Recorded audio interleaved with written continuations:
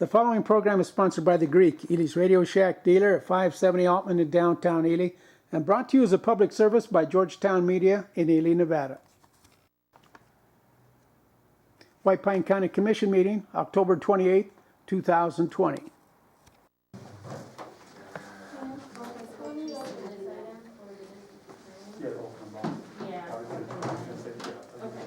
Yes, ma'am. So they can see the whole picture? Hey, sure. Okay, perfect, thanks. Yeah, the OHV one? I mean, it's a skeleton, because they haven't. Well, I have that one. Yeah, I mean, that's, the concepts of work, I mean, that's not, there should be. They came up with this 80s map, that's necessary, and they actually, they emailed two. Okay, I guess I'll let you. I can't even tell which one they. Hey, Brian? Controlling it, so. Do you know if mine's coming? It should be, He yeah. just texted, he's gonna be about 10 minutes. Oh. 9:30, I'm speaking to Good morning and welcome to the regular scheduled White Pine County Commission meeting on this Wednesday, October 28th. No. Would you all please stand and join us in the pledge? And Lori, why don't you lead us today? Thank you, sir. I pledge allegiance To the flag of the United States of America and to the republic for which it stands, one nation, under God, indivisible, with liberty and justice for all. Thank you. Okay, as is normal for this meeting, we're going to take this first moment to meditate, pray, whatever you'd like. So take the first moment of silence and reflection or whatever you'd like.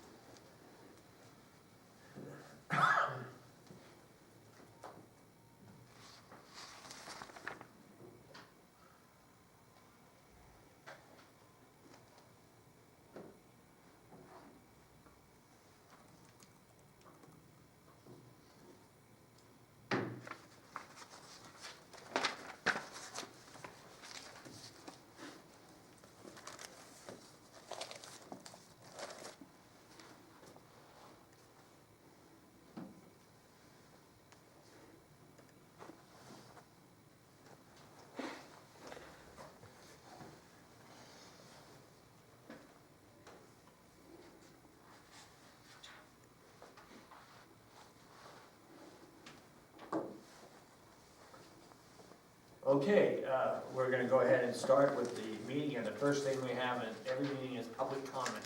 Is there any public comment on the phone today, Mike? No, sir. Hearing none, any public comment from the audience? George?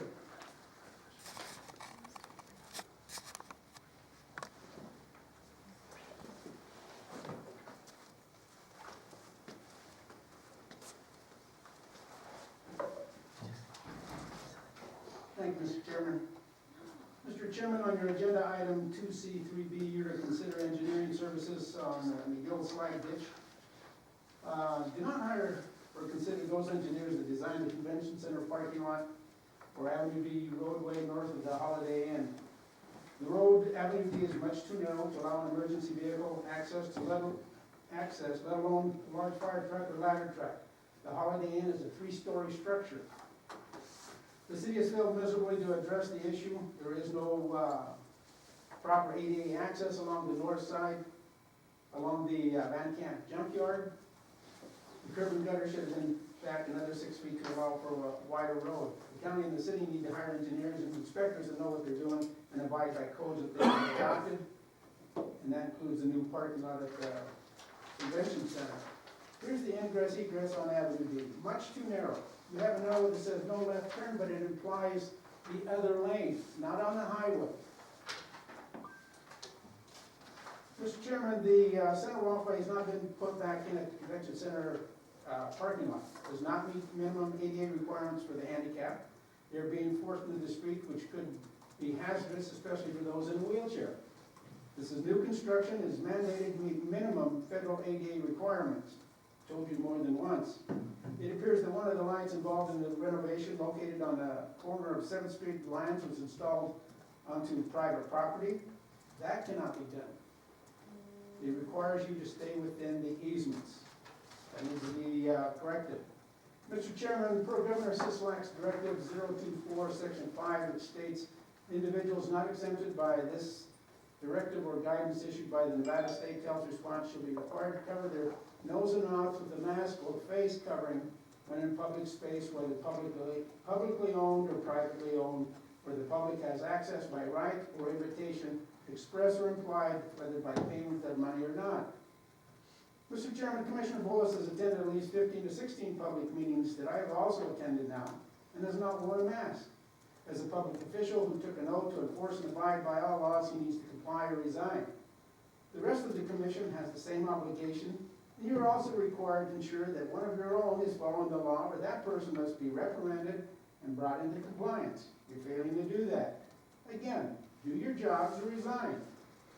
That goes for other elected officials as well, who are in charge with enforcing the law. It's not being done. I want to remind you, we lost a dedicated public health officer who worked for peanuts, $100 a month, because you people failed to give proper support. County now is paying $5,000 a month or more. That needs to stop. Mr. Chairman, your regional planning board fails to send out agendas as required by the Nevada open meeting law. They've been told that. I'm telling you that again. I found out about the scheduled meetings by seeing it posted as I go to the post office, or someone calls and asks if I plan to attend on a given date. I signed up for the agenda and the meeting pack for years, including with the new board. Yet you have a problem, and you need to address it. I have to sign for the meeting packet as if I was a registered felon. No one else has to do that. The building inspector continues to enforce the law under color of law. He has yet to give me a permit to re-roof my house. At the Regional Planning Commission meeting, I informed Commissioner Carson of the problem, and I have pictures of the discrepancies, some of which the commission is aware of. You've not done anything about it today. How many discrepancies or deficiencies do I have to bring before you do something about the building inspector? Recently, there was a young man who put a home up on a foundation on Stevens. It's almost 4 foot higher than the crown of the road. He was stopped midway because he didn't have a elevation permit, which I've never heard of. Why? Because it's a floodplain. Yet the state is putting all those improvements in Central Ely to take out 80% or more of Central Ely out of the floodplain. That young man is higher than any other structure there, including modulars that were just put in recently. They didn't have to pay that kind of money. That man needs to go. He is killing development in this community, and you need to address it. Okay, All of you. your 3 minutes are up. Thank you for your comments. Your time is coming up too, sir. Okay, I need some answers. I've given you You're the answer. talking about making this county great. You're failing. Yeah, I'm doing the best I can. Thank you, I'm George. watching you. Thank you, George. We need some answers. Okay, good. Okay, is there any other public comment? Please come forward. Tim Bunch, HR Director for the record. Just wanted to inform the board and the community, our employees. So currently with our PHO and the status as far as COVID cases, it's the state used to handle the contact tracing, and right now the state is saying no, they're not going to handle the COVID contact tracing. And so the PHO is giving information to our employees to make sure to try to have them identify who they've been around. I just want to make sure that the board is aware and our employees are aware that there is a meeting taking place today at the hospital with our public health nurse and our administrative assistant there to identify what our responsibilities are as a county and for the employees as far as doing self-contact tracing. So I'll update the board and the community as soon as I get that information. Thank you. Thanks, Tim. Anyone else? Okay. One last one on the phone, Mike? Nothing? Okay. We close public comment and we're gonna go into, on page 2. Item 1 is a notice on timed items. We have a 9 a.m. Update from the Nevada Department of Transportation. Item 1 is just a discussion only. The Nevada Department of Transportation's annual presentation, including the 2021 White Pine County Report. Christina Swallow, Director. Christina, you on the phone? I am. Good morning. Good morning. Are you going to be able, good morning, you asked if I'm on the phone, so I didn't know if you'd be able to see my presentation if I share my screen. Are we, Mike? Yes. Okay, all right. Here we go. All right. It's so good to be with you here today, and I'm sorry that I couldn't actually be with you in person, but I appreciate you taking the time to allow us to do our annual presentation. It is a critical part of our consultation process as we work to develop our annual work program on an annual basis.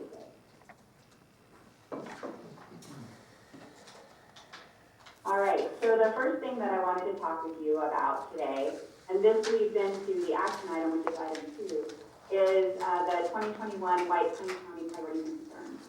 Now these, the list on the sheet is reflective of what your 2020 priorities and concerns were, so it is possible that prior to the action item for item 2, you may want to adjust or change them. As you can see on the list, your first item is to evaluate SR 318 corridor for safety improvements near Lane Truck Stop. And I believe we've had some correspondence on this over the past year.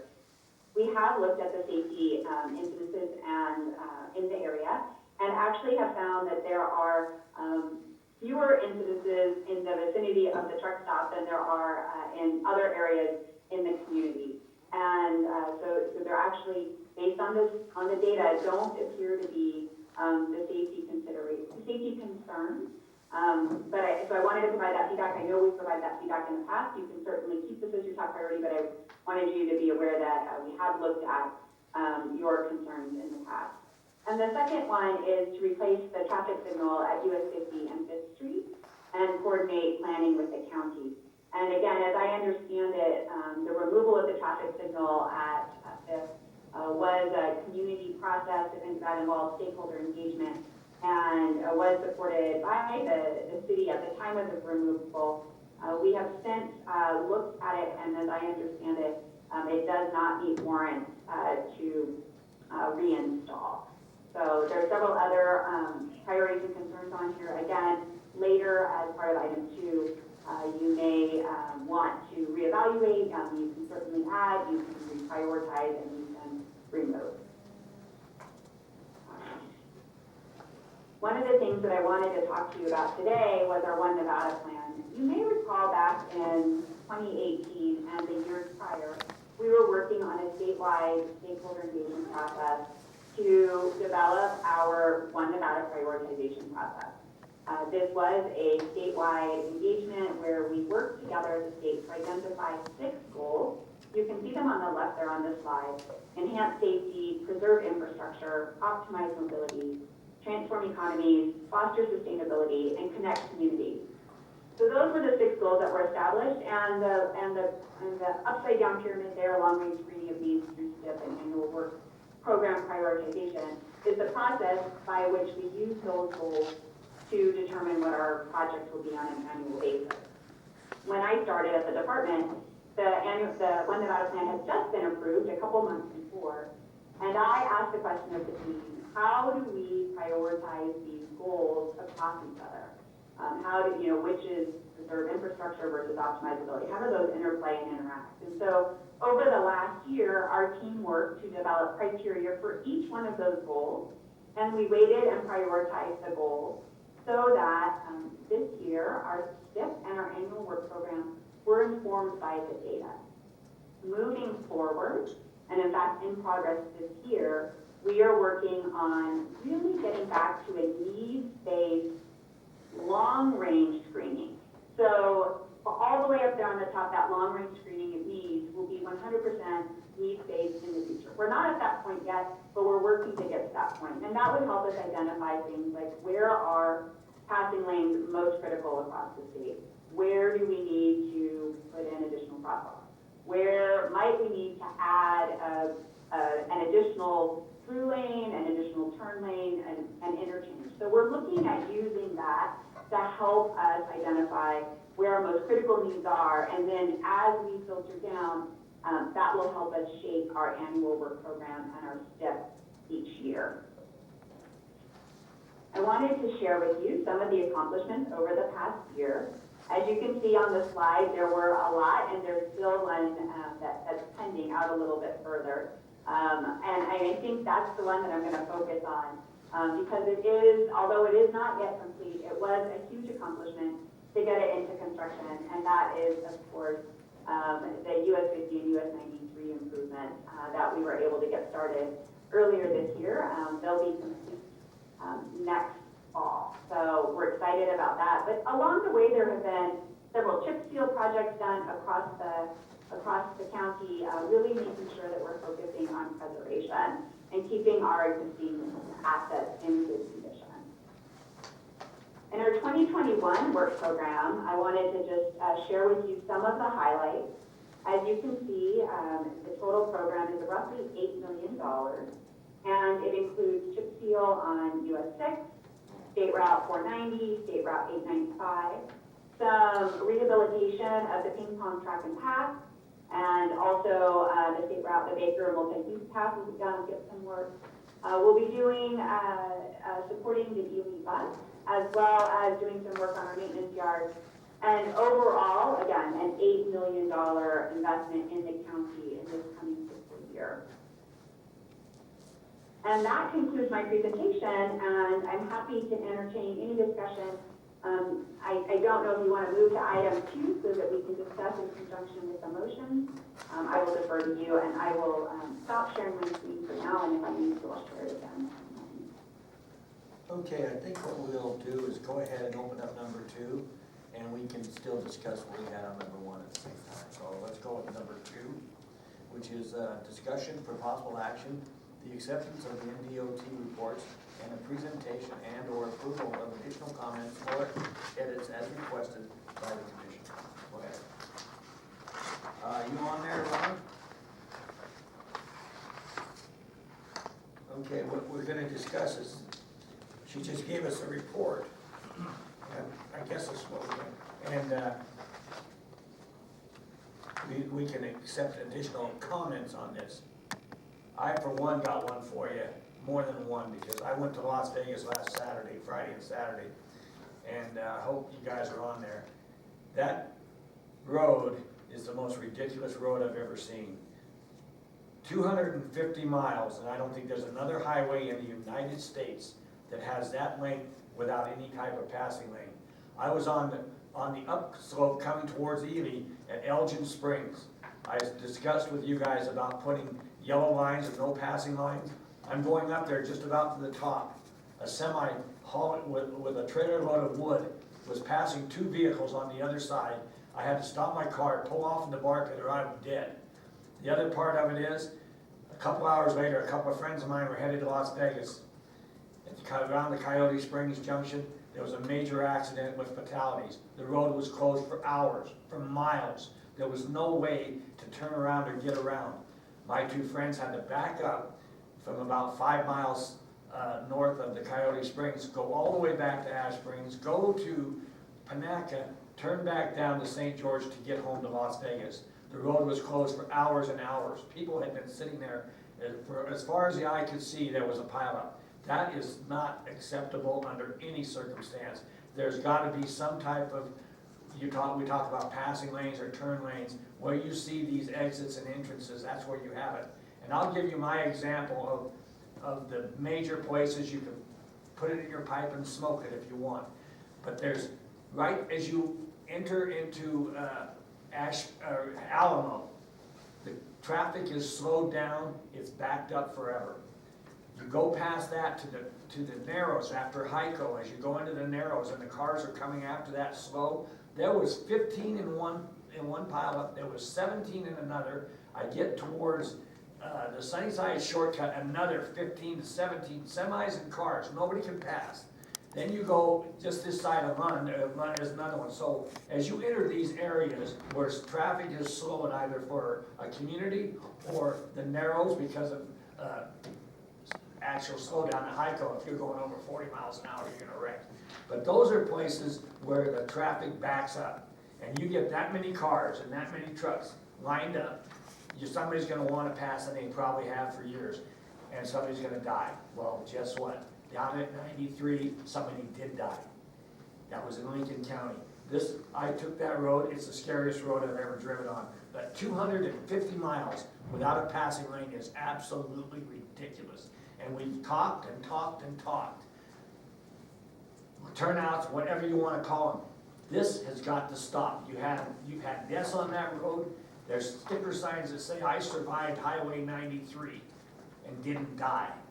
This is something that, as we prioritize, we've talked for how many years now? 10 years or more about that road, and it's just continually getting worse. And the traffic on 93 compared to other roads is major heavy. The semis, it's a major thoroughfare for USMCA.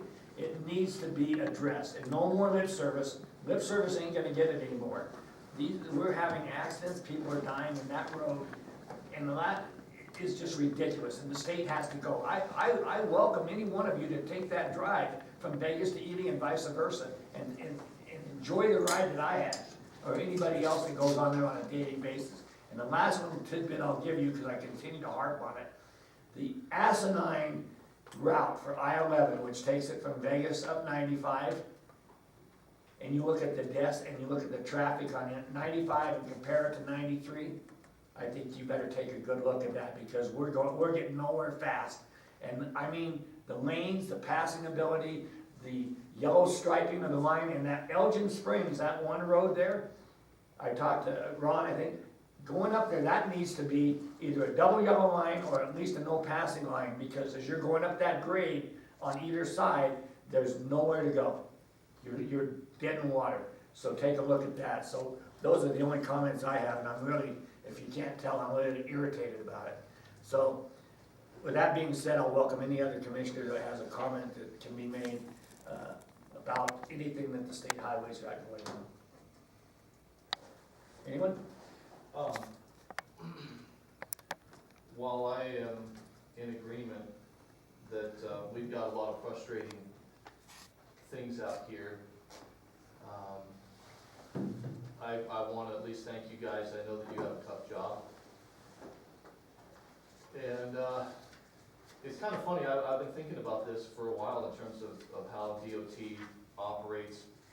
And I myself have been critical and said, you know, they're sending all the money to Vegas, and I'm still not sure I like that, but I do understand if we have to deal with a similar struggle out here in this county, where we have to, we're constantly trying to balance dealing with the larger metropolitan areas of our county, as well as making sure that our outlying areas get taken care of. And it's, you know, I think we'd just be disingenuous to not admit that sometimes the higher populations get the priority, and I hate that that's the way it is.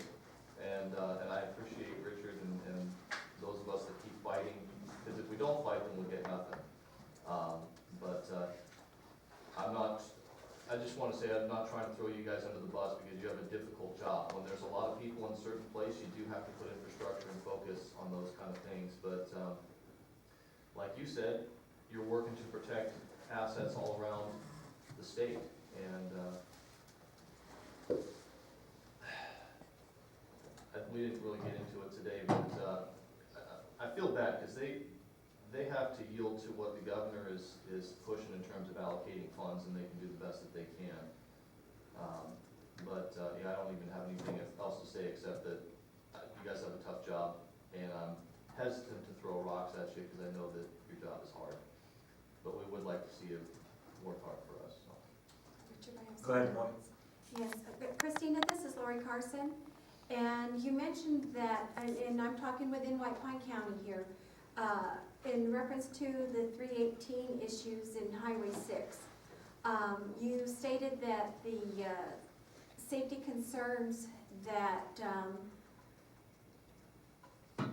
in front of Lane's Truck Stop, that the studies that you have done to date did not warrant changes there, that there was other areas that were more critical. Could you expand on that, please? Thank you, Commissioner. I don't have the full analysis in front of me, but I do know that we've had communications in front of the Lane's Truck Stop. And I hope I didn't imply that there were other areas that were more critical. My intent was that there were, outside of the vicinity of lanes, there were areas that had more crashes. I don't know that they were critical or what led to those, but we can certainly get some more information to you for that corridor. Well, I think that definitely passing lanes, egress and ingress, so far as the turns up and down those rural communities are very important.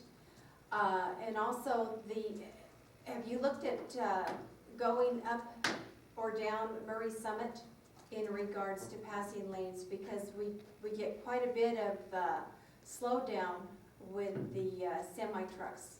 And this is a major thoroughfare coming down from Canada, and we get an awful lot of large vehicles and the trucks and trailers with the snowbirds.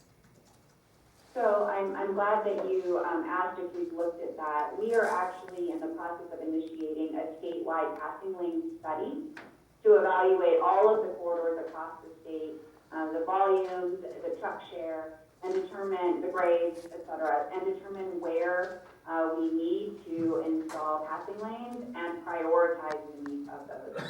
I felt the frustration from Chairman Howe, and I hope, I won't have an immediate answer for this because we're just starting the study.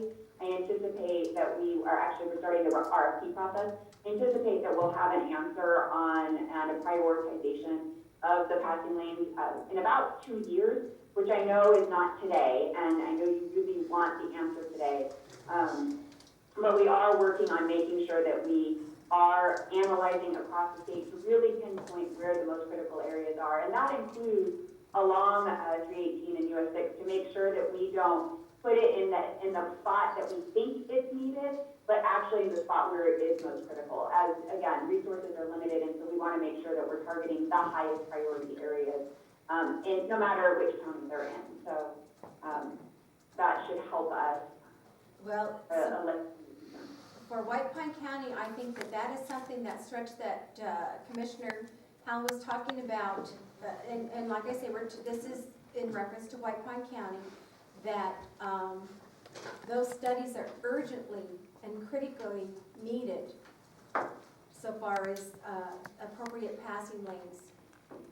Because we're at a county that is a fence out. There's animals that are allowed to cross the road so far as, and wildlife, let alone the traffic. And I've been in the same situations that Chairman Howe talked about. I have spent numerous times, I can't even count them anymore, where I've had to slow down and almost stop altogether to get out of the way because a semi has decided to pass with not adequate, let alone individuals. So I really would urge you to, the sooner the better. Thank you. Mike Weebles here. Yeah, this is Mike Weeble, District Attorney for White Pine County, and this stretch involves Nye County and Lincoln County. And I just want to know how many people are going to die out there during the course of this 2-year study. This is absolutely ridiculous. It's the worst highway in the state, period. In the United States. It's terrible, and so that blood's going to be on NDOT's hands. This is just ridiculous. It's unacceptable. Well, that accident over the weekend was absolutely crazy. And people had to reroute from where they're at for 80, 90 miles. That one route that they took, they had to go back 280 miles they had to drive to get back home. From 90 miles out, they had to reroute 220. If they would have gone through Rachel, it'd have been 380. So there's no doubt that, everyone knows Clark County is literally the heart of the state for the economy. It's the driver. It is what it is. And if you have a sick artery leading to your heart, it's the first thing you should get taken care of as a cardiologist. 318 is a major artery, and every day, every week, it's becoming more and more congested with commercial traffic, which is a great thing. It's fantastic for the state. If you don't take care of it, they're going to find alternate routes through Utah. Anyone, Shane? Yes, Director, this is Commissioner Shane Bybee. I've had several discussions with Lee Bonner on the items on here for Loggies Junction and Blackjack Junction. We have trucks at both of those intersections when the trucks are rolling up to the stop sign, it's an uphill approach. And so it's very hard for them to take off and get going quickly. So they roll through those intersections. And so I do see they're here to be studied to put in some